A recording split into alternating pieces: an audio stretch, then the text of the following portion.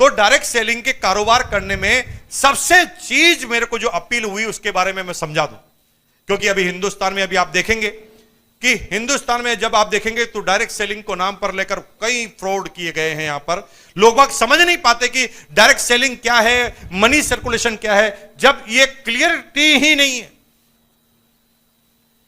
2016 सितंबर में government of India में guideline बना दी डायरेक्ट सेलिंग के ऊपर, और गाइडलाइन बनाने के बाद लोग बड़े कंफ्यूज हो रहे हैं और ये नहीं समझ पा रहे कि कौन सा आदमी जो मेंबर बना रहा है, जो कंपनी में नाम है, वो सही कंपनी है कि गलत कंपनी है।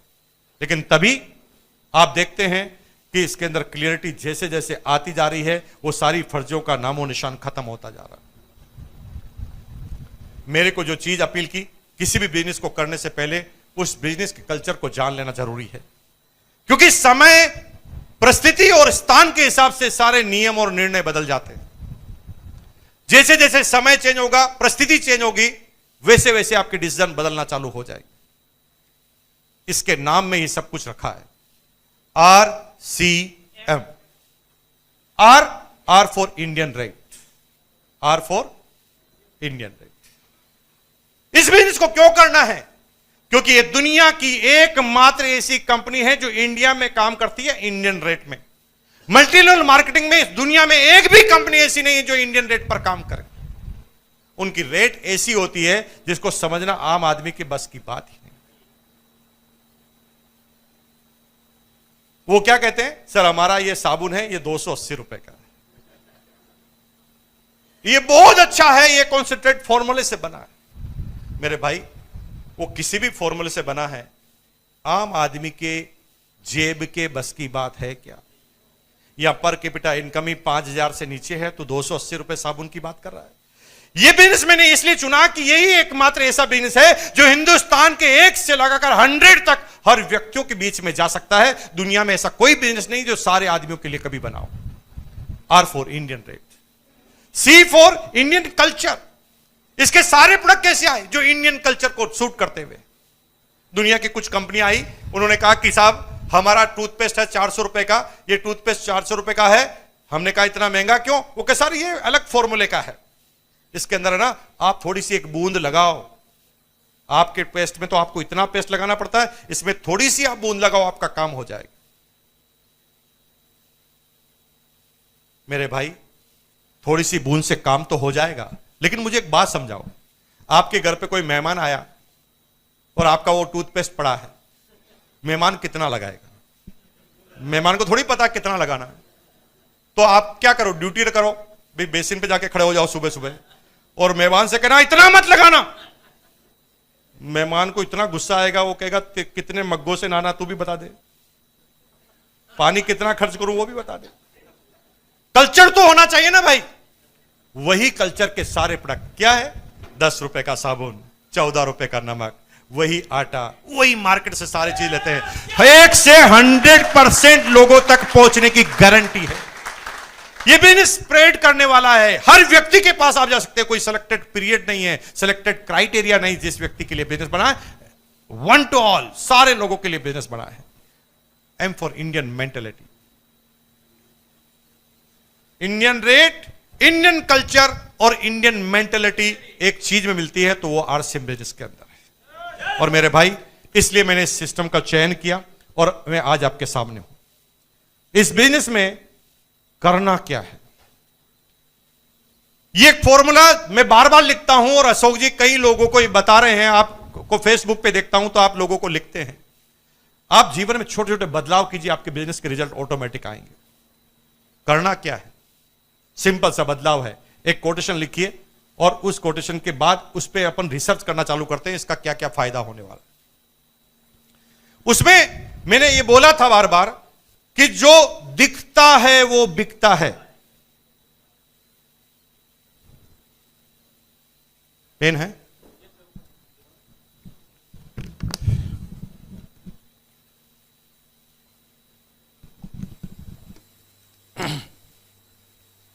Thank you.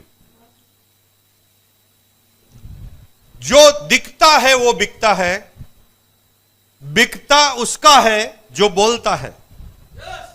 जो दिखता है वो बिकता है, बिकता उसका है जो, और बार बार उसका बिकता है जो सच बोलता है।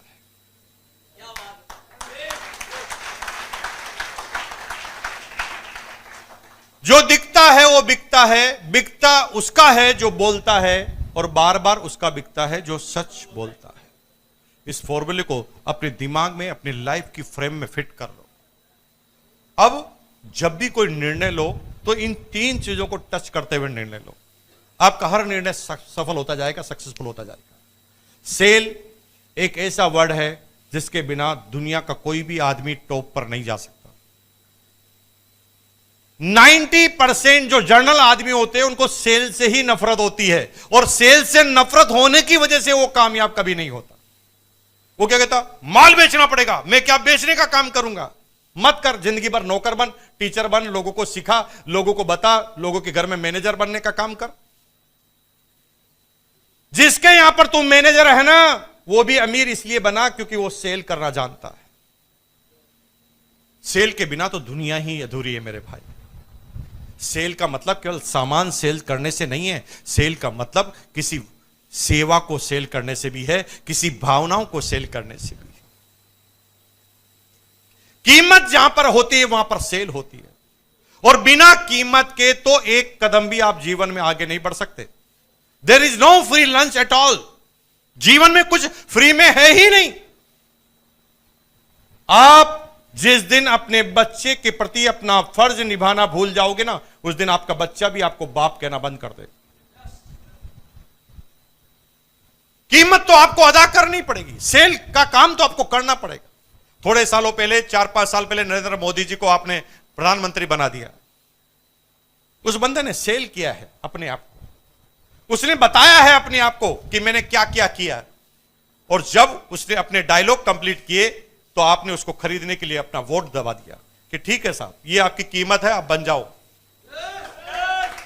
तो अपने सपनों को, अपनी सेवाओं को, अपनी बातों को सेल करना, कन्विंस करना ही सेल है। सेल से नफरत मत करो। जीवन में अगर अमीर बनना चाहते हो तो सबसे पहली प्रायोरिटी पर सेल होता है। तैयार है तो आगे चले। सेल से नफरत नहीं, सेल के बिना तो एक कदम भी आगे नहीं रख सकती आप। सेल तो आपके लिए जरूरी है। अब बात आ गई कि सेल करना अगर आप सीख गए तो 3 चीजें से आपकी सेल तेज गति से बढ़ जाएगी। मैंने लिखा है आपको, जो दिखता है वो बिकता है, बिकता उसका है। बोलो मेरे साथ, जो दिखता है बिकता किसका है, और बार बार किसका बिकता है, जो सच बोलता है। अब ये 3 काम करने हैं। पहला, एक छोटा सा एग्जांपल देता हूं, पूरी बात समझ में आ जाएगी। एक आदमी रेलवे स्टेशन पर चाय की केटली लेकर खड़ा, ट्रेन आके रुकी और वो ट्रेन के बोगी के सामने चलने लगा। बोल कुछ नहीं रहा था, चल रहा था। तो जो लोग उसे देख रहे थे और जिनको चाय पीने की इच्छा थी, उन्होंने कहा, ए चाय है क्या। जो दिखता है वो, बोला नहीं उसने कुछ भी, उसने सिर्फ दिखाया, ऐसे दिखाया। तो जिसको इच्छा थी उसने कहा चाय है क्या, रुकाया, चाय ले ली। लेकिन ऐसा दिखाते हैं तो रिजल्ट तो आएंगे, लेकिन बहुत कम आएंगे। कुछ लोग आरसीएम तो कर रहे हैं, आरसीएम के प्रोडक्ट भी पहन रहे हैं, आरसीएम के प्रोडक्ट भी यूज कर रहे हैं, लेकिन मुंह से कुछ बोल नहीं रहे। तो कुछ आगे होकर पूछ रहे हैं, उनका तो काम हो रहा है, लेकिन जो आगे होकर नहीं बोल रहे हैं उनका काम नहीं हो रहा। लेकिन एग्जाम्पल नंबर 2 में आप क्या देखते हैं, वो की वही बोगी है, वो की वही बोगी है, लेकिन उस बोगी में एक चाय वाला आया। इस बार वो बोलता हुआ आया, चाय चाय चाय चाय चाय, जोरदार चाय, गारंटी वाली चाय। एक बार पियोगे 1000 बार पियोगे, एक बार पियोगे जिंदगी भर याद हो जाएगी। भाई साहब, ये चाय की है गारंटी। चाय पियो पहले, पैसा दो बाद में।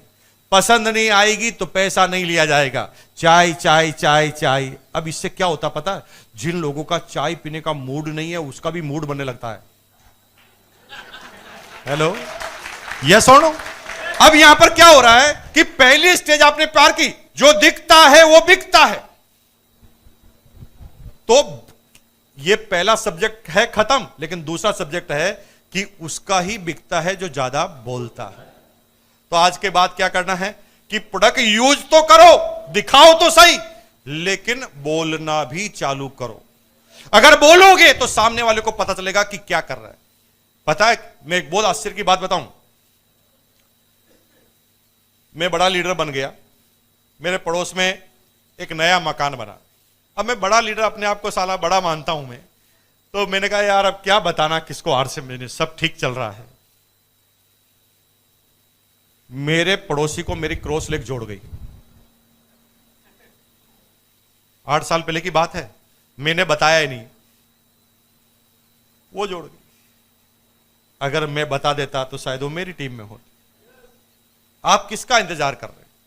आपके रिश्तेदार, आपके दोस्त, आपके भाई बहन, आपके जो सबसे नियरेस्ट आदमी है ना, वो आप बताओगे नहीं तो पता कैसे चलेगा? तो आज के बाद बताना चालू करो। एंड पॉइंट नंबर 3, बिकता ज्यादा उसका है जो सच बोलता है। और सच कब निकलता है? जब आत्मा से कोई आवाज निकलती है तो सच निकलता है। यानी जब तक कोई प्रोडक्ट आपने यूज करके नहीं देखा है तब तक आप सच बोल नहीं पाएंगे। भाई आपने 3 इडियट फिल्म देखी है, आपको अच्छी लगती है तो आप कितना अच्छा बोलते हैं, सर क्या गजब की पिक्चर है, देख के आना। न हीरो का नाम बता रहे न हीरोइन का, सिर्फ कॉन्फिडेंस से बोल रहे हैं क्या गजब की पिक्चर, और सामने वाले को समझ में आ जाती है क्योंकि आत्मा से आवाज निकल रही है। जिस दिन ये आवाज आप यहां से निकालना चालू करोगे, लोग बाग आपकी बात समझना चालू हो जाएंगे। लेकिन कुछ लोग ऐसा नहीं करते, कुछ लोग ना दिमाग से सेल करने का काम करते हैं। एक आदमी कंगे बनाने वाली कंपनी में सेल्समैन बन गया। वो पूरे दिन भर कंगे बेचता था, रिजल्ट पूरे नहीं आ रहे थे। तो एक दिन उसने दिमाग लगाया और कंगा लेकर टकले के पास पहुंच गया जिसके बाल ही नहीं थे।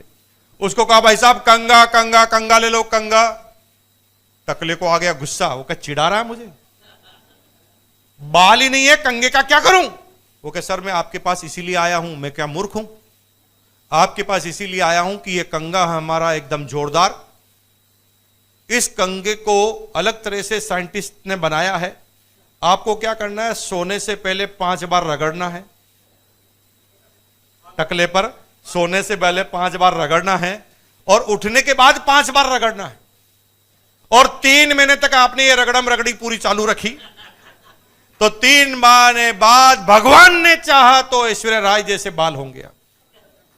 अब उसने झूठ बोलना चालू कर दिया रिजल्ट के लिए।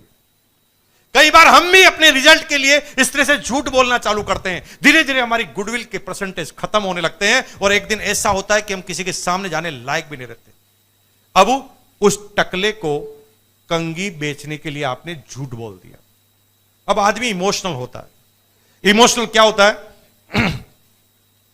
जिस आदमी के पास जो चीज नहीं होती ना, उसके प्रति वो आदमी बहुत इमोशनल होता है।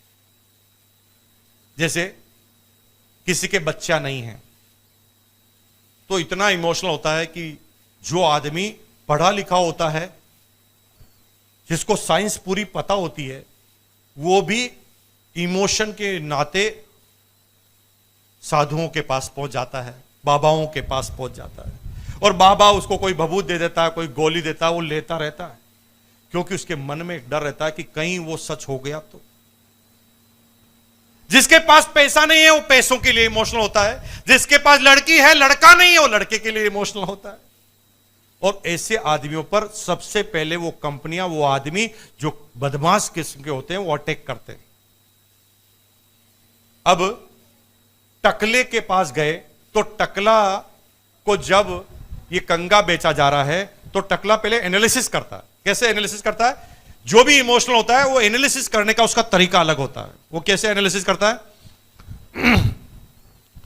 अगर मैं इस कंगे को ले लूं तो 2 बातें होगी। पहला, बाल आएंगे या नहीं आएंगे। आ गए तो बहुत अच्छा, नहीं आएंगे तो अभी कौन से हैं। एनालिसिस करता है, कोई भी आदमी ऐसे एनालिसिस करता है। और जा कितना रहा है? 20 रुपए ही तो जा रहा है। 20 रुपए में मैं कौन सा दिवालिया हो जाऊंगा? अरे टकले, ₹20 से कंपनियां चल जाएगी। तेरे जैसे कितने टकले होंगे जो एक एक बार इस कंगी को लेंगे, तो कंपनी तो चल गई ना भाई। कंपनी का तो उद्देश्य ही जिंदगी में एक बार एक टकले को जाना, और सामने वाला वो कंगी ले लेता। बाल तो आते नहीं, एक बार तो कंगी बिछ गई, लेकिन क्या दूसरी बार, क्या सेकंड टाइम आप उस टकले के सामने कभी जा पाएंगे? और अगर गए तो क्या होगा? आपको टकला करेगा। अगर चले गए तो वो आपको टकला कर देगा पूरा का पूरा।